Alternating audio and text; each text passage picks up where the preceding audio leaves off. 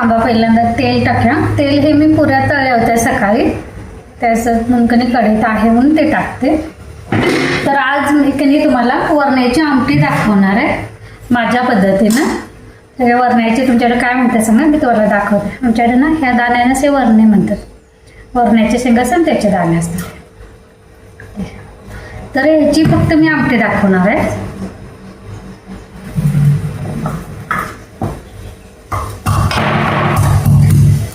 तर त्यासाठी मी लसूण घेतलेलं आहे. लसूण हे माझं गावठी आहे, त्यामुळे मी साल काढलेलं आहे. तसं फक्त कणी असं ठेचून घेते.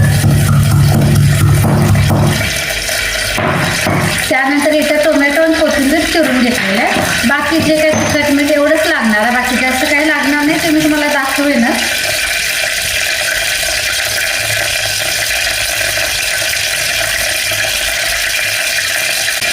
माझ्या हळद संपलेली आहे.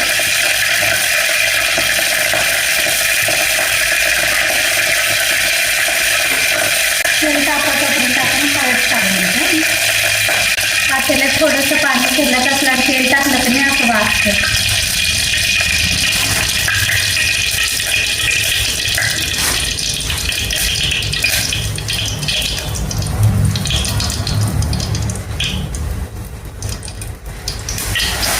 ही घरची हळद आहे आमची, आईने पाठवलेली आहे गावाकडनं. ते असं बांधून तर ते लागेल तसं बरणीत काढून घेते. परंतु इथं ठेवते, नंतर ठेवते. तर आता मी तुम्हाला कधी पटापट बॅक कॅमेरा आमटी दाखवते. मी एका हातात कधी फोन पकडलेला आहे, थोडंसं इकडं तिकडं होईल समजून घ्या. इथं आता हे वरण्याचे दाणे टाक्या.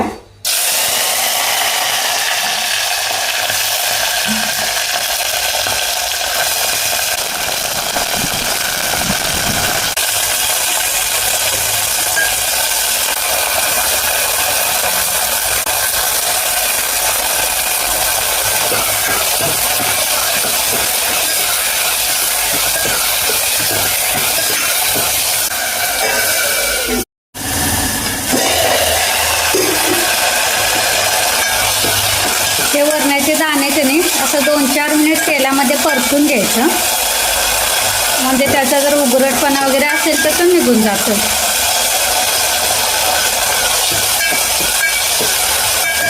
अजून थोडा वेळ ठेवूया.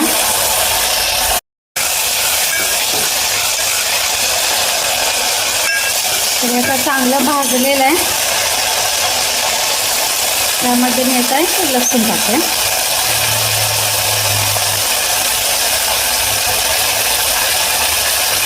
आणि बारीक चिरलेला टोमॅटो.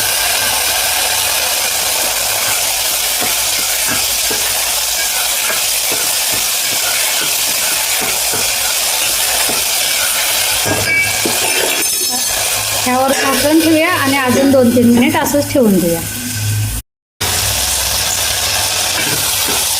हे तेलामध्ये परतत असतानाच की नाही वरण्याचा असा आमटीचा इतका खमंगपणा सुटतोय की नाही.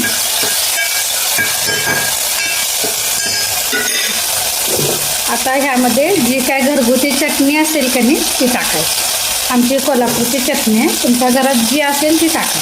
थोडीशी आमटी की नाही तिखटच बनवायची, म्हणजे चवीला चांगली लागते.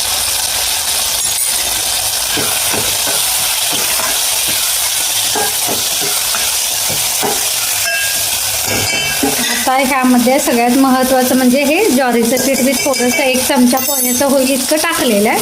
आणि हे पण ह्या तेलासोबत सगळ्यासोबत त्यांनी खमंग असं परतून घ्यायचं.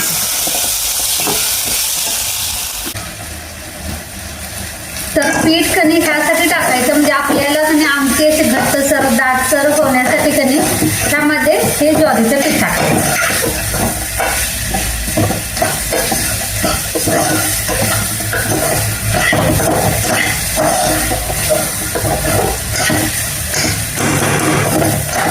थोडंसं परतलं असं एकजीव असं होते असे. हे असं खमंग परतलं का नाही की मी इकडे गरम पाणी करून ठेवलेलं आहे ते घाला.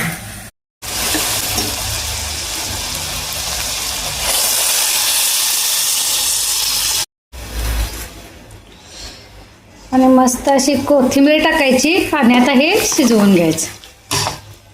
थोडीशी पळी ठेवूया कारण उतू जाईल. गॅस मोठा आहे. एक उकळी आली की गॅस मध्यम करूया आपण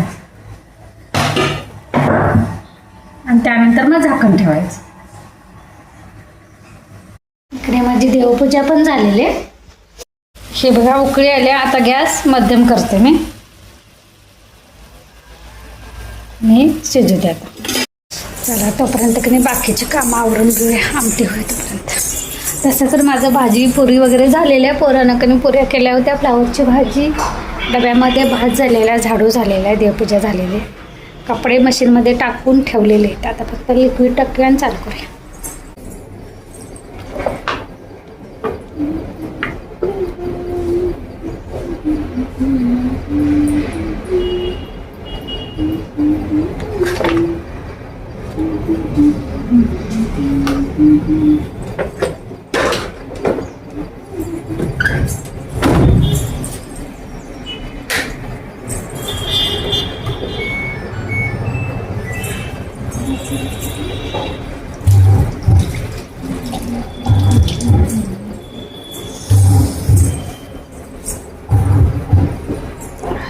मगाशी बाहेर गेली होती की नाही तर मी हे वर्कशॉपमधलं ढापून आणले बघा.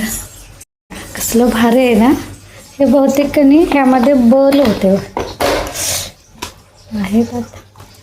आता दुसरे आहेत असे बल होते. आता हे मी बल देणार आणि हा बॉक्स घेणार. किती छान बॉक्स आहे ना. हे असं कानातलं वगैरे ठेवायला भारी आहे. हे बघूनच एवढं मला आवडलं. मी हा आत आणा ठेवला आहे. थोडंसं उन्हात बस म्हणजे वाजवलं तसं तर माझं आवडलं आहे. तर ही बघा आपली वरण्याची मस्तपैकी आमटी तयार झालेली आहे.